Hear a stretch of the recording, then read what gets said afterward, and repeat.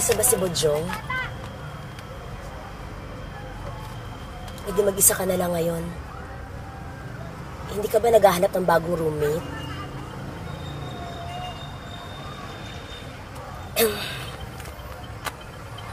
May gusto sana akong sabihin sa'yo.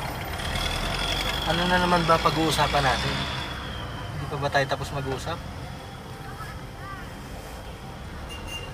Alam kong matagal na tayong wala. Matagal ko na rin natanggap sa sarili ko kung bakit. Pero may dapat kang malaman. May gusto akong sabihin sa'yo. Huwag ngayon, huwag dito. Pupuntahan na lang kita mamaya sa bahay mo.